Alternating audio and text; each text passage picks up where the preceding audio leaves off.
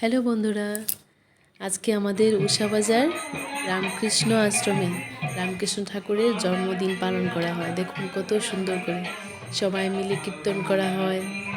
তারপর কত সুন্দর ফুল দিয়ে সাজানো, একদম ঠাকুরকে কি ভালো লাগছে আজকে, খুব সুন্দর লাগছে। সবাই মিলে কীর্তন গান করছে।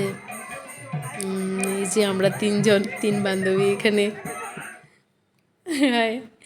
তারপর এখানে মোটামুটি প্রসাদের শেষ। ব্যবস্থাও হয়, চাটনিটা একটু যেমন বাকি আজকে আছে। অন্নভোগ করা হয়েছে, ব্যাস তারপরেই প্রসাদ দেওয়া শুরু হয়ে যাবে। এই যে এখানে প্রসাদের ব্যবস্থা করা হয়, লোকজন মাত্র আসা শুরু করছে, অনেকেই কীর্তন করছে ভিতরে যে আমরা এখানে প্রসাদ দিচ্ছি, আগে ফল প্রসাদ দিই, তারপর অন্নভোগের ব্যবস্থা আছে এখানে। সবাইকেই অন্নভোগ একদম পেট ভরে খাইয়ে দেওয়া হয়।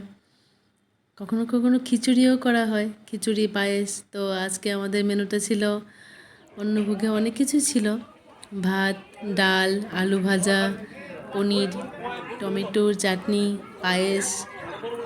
একদম এখানে নিচে বসিয়ে, আবার চেয়ার টেবিলের ব্যবস্থা আছে যারা বসতে পারে না ওদের জন্য।